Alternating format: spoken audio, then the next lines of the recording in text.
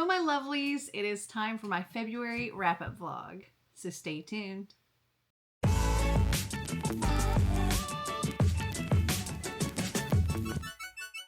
So it is currently February 13th, and I've completed 4 books.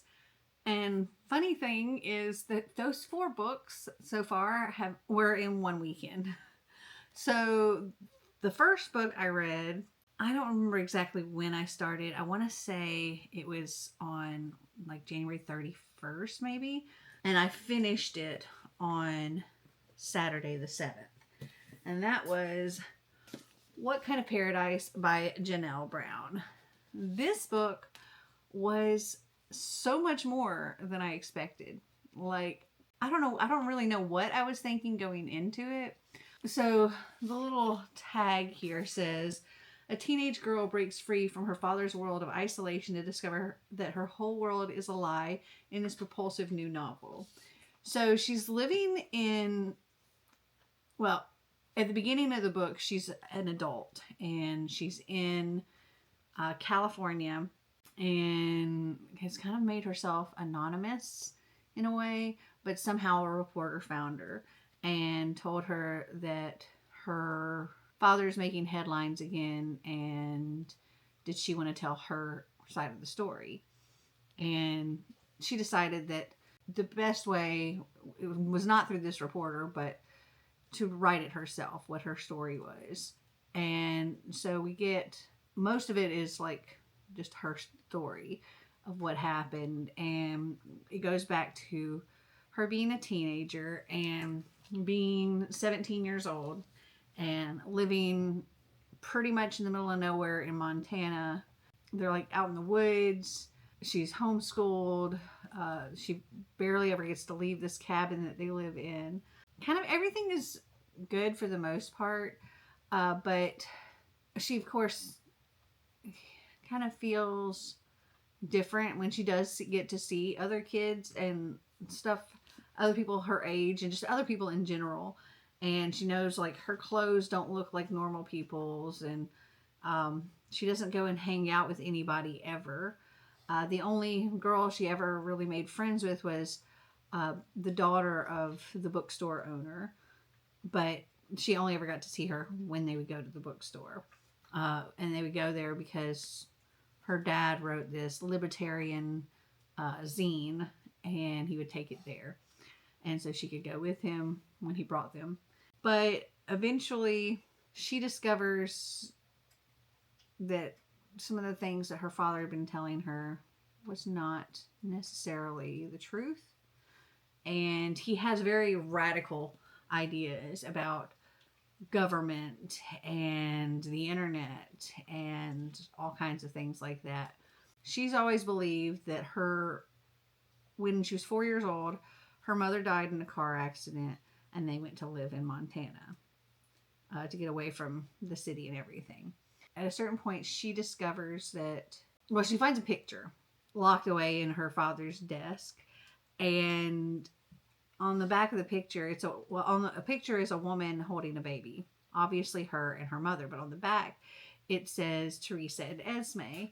And as far as our main character knows, her name is Jane and her mother's name is Jennifer. And so this starts like a snowball effect of her trying to figure out what happened. You know, is her mother still alive? You know, all kinds of things. And this is a roller coaster. Like, this book has kind of stuck in my head since finishing it.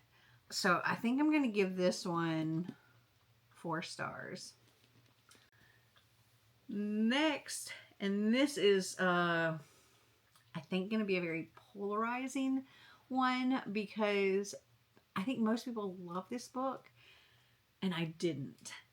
That was The Night Circus by Erin Morgenstern.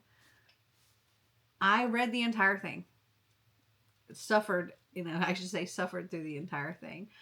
I started this on the 7th. I can't remember if I finished it on the 7th or finished it on the 8th. So over the 7th and the 8th, I was having my 24 and 48 readathon with my copy patrons. And this was our book buddy of the month for February, and I was behind on reading it. The one that actually chose this book for our buddy read DNF'd it. And somebody else started it, but they hadn't continued because they just, it wasn't keeping their interest. And I understood why.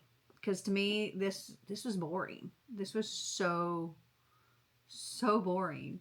It talks about on the back that there's this fierce competition underway, a duel between two young magicians, Celia and Marco, who've been trained since childhood expressly for this purpose by their mercurial instructors. And it's like high stakes and all. It didn't feel high stakes. There was very, very little mention about this competition throughout. And Celia and Marco, they didn't even understand the competition or what they're supposed to do or how long it was supposed to go or when it was supposed to end and how they won or anything like that. And nobody was telling them either. And it was more like little snippets of these people's lives and live, working in the circus.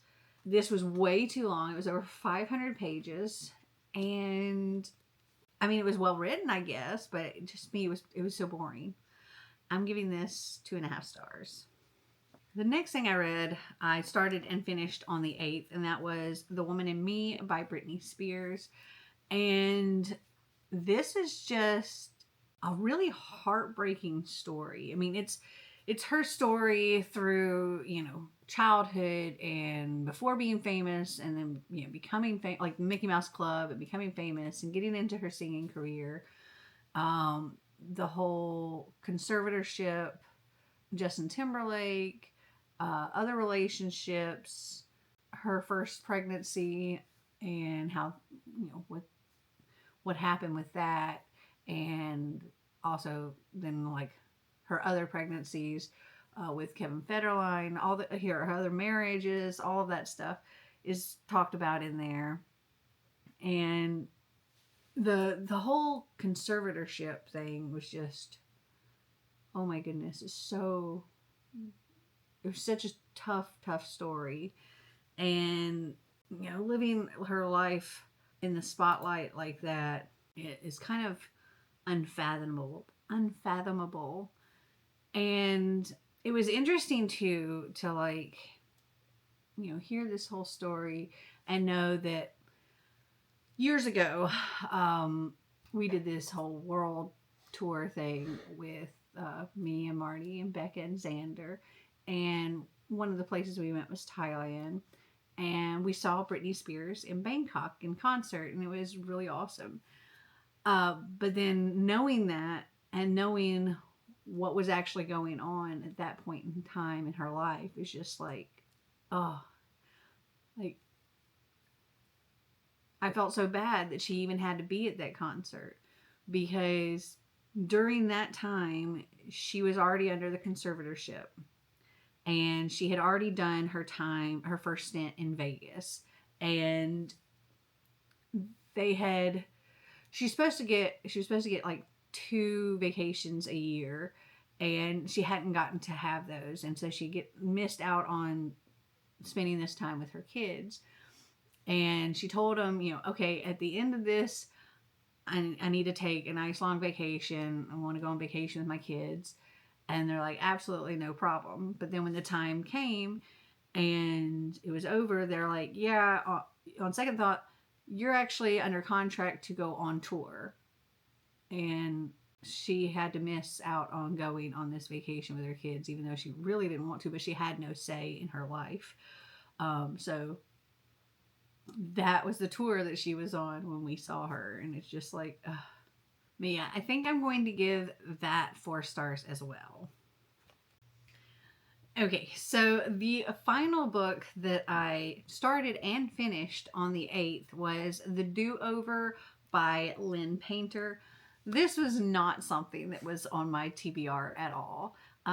Brittany, one of my coffee patrons, started reading it, and Christina also said she was going to start reading it, and I just really wanted to read it. Plus, it's set in Valentine's Day. It's actually like, if you ever saw Groundhog's Day, it's like Groundhog's Day, but Valentine's Day. And our main character is in this time loop where every day she finds her boyfriend cheating on her. She has a car accident. Like, it's just a dumpster fire of a day over and over and over and over again. And after the first day, when just one thing after another has gone wrong, and even things at home have gone wrong, she left and went to her grandmother's house. And when she went to bed that night at her grandmother's house, she woke up the next morning, or so she thought, the next morning in her own bed. But it was Valentine's Day all over again. And this just keeps happening, and she's trying all kinds of things to, like, keep her boyfriend from cheating or keep herself from getting into this accident, or all trying to fix this day and to get out of this time loop. Along the way, there is another boy named Nick who she keeps having interactions with, usually in the form of the car accident. There's a very interesting bond that ends up forming with them. For him, it's brand new, but for her, it's over and over again. And it was so cute, and I enjoyed it so much. And I think I'm going to give this one 4.5 stars. Okay, that's all I've read for now, but I'm almost certain that I will get more read this month. So it's currently March 8th, and I need to finish wrapping up this vlog. I actually finished 2 more books in February. So the first one, I think I finished it on February 21st, and that was Neon Gods by Katie Roberts. This is the first book in the Dark Olympus series, and I have to say, I really liked this so much. I mean, I loved her Desperate Measure series, which I still haven't completed, but I actually prefer the Dark Olympus series over that one, because I feel like in Dark Olympus we had more story, whereas Desperate Measures to me felt way more just like straight up smut almost the whole time with like this much story. And Dark Olympus was like a lot, you know, there was a lot more story, but then there was also the smut throughout, and the smut was great. So Dark Olympus is a Hades and Persephone kind of retelling. So it's based in Olympus, and you have the upper city of Olympus, and then you have the lower city, and it's divided by the river Styx. And you have the 13 gods. Zeus is kind of like the ruler of them, but technically they're all supposed to be equals. But he kind of sets himself as the ruler. And the position of this god is kind of based on like heredity. So it gets passed down to the next in the line. So it's not always the same Zeus or whatever. But Zeus has been in kind of control for a while, and he has gone through several Heras, his wife, and has a history of killing them. And Persephone has been selected to be his next Hera, and she is not okay with this at all, and just wants to get out of Olympus. And so, but she can't, because she can't like access her trust until she turns 25, and she's just a couple months away. And the night that this engagement gets announced, she flees in a panic and is chased by some goons, and finds herself running across the bridge into the arms of Hades. And Hades sees this as a very good bargaining chip, I guess, or weapon that can be used against Zeus. And Persephone's like, let me stay here until I turn 25, in like 3 months, and then I can leave Olympus and, yes, use me, make Zeus pay. And That's where the smut comes in. And I've thoroughly enjoyed it, and I'm giving it 5 stars. Okay, so the final book that I read in February, I actually finished on, like, started and finished on February 28th. And that was Dungeon Crawler Carl by Matt Dillman. And guys, oh, it's so much fun. I loved it. I was saving this book for our road trip going, because me and Marty and Xander and Destiny were leaving to go on a cruise, and listen to this along the way down there. I think Destiny slept most of the way down, so she didn't get a whole lot of the story. Xander did get bits and pieces because he kind of slept here and there throughout the drive down. But what he heard, he very much enjoyed. But Marty and I listened to the whole thing, and it was fantastic. Oh my goodness. So much so that we've continued into the series already. So most people, I think, already know at this point what this series is about because it's become so popular. But what it is pretty much aliens have been ruling the galaxy and have now just decimated Earth, and like all the buildings collapsed.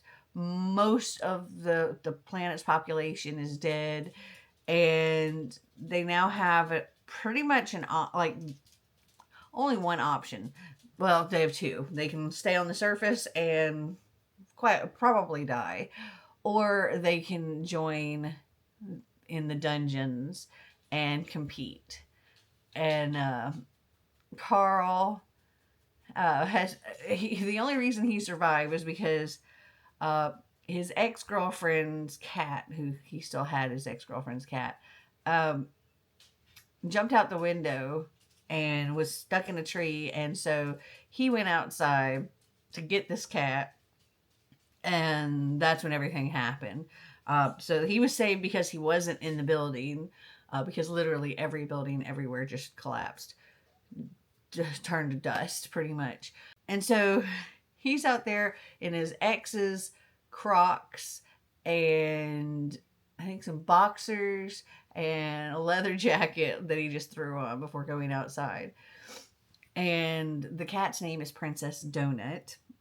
And when everything happens and they have to make this choice of either staying on the surface or going down in the dungeon, it's freaking freezing cold outside, and Carl has pretty much nothing on. So he goes into the dungeon at least to warm up, and finds himself kind of sucked into this real life video game pretty much, and has to make it through to the different levels, or die pretty much. And along the way, Princess Donut, who also is a competitor in this competition because she entered the dungeon as well, she ends up taking some like enhanced pet treat or something and turns into pretty much a sentient talking cat.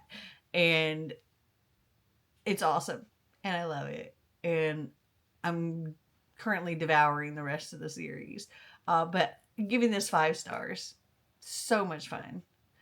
And that's everything I read for the whole month of February. I don't think it was a huge amount, but I feel like it was more than the month before. I can't remember the exact number. I'll put it here on the screen, how many books I read. But have you read any of them? Did you like them? Did you not? Comment down below and let me know. Well, I hope you enjoyed this video. If you did, give me a big thumbs up. If you'd like to see more videos like this, click that subscribe button down below. And until next time, remember to always be completely you. Bye!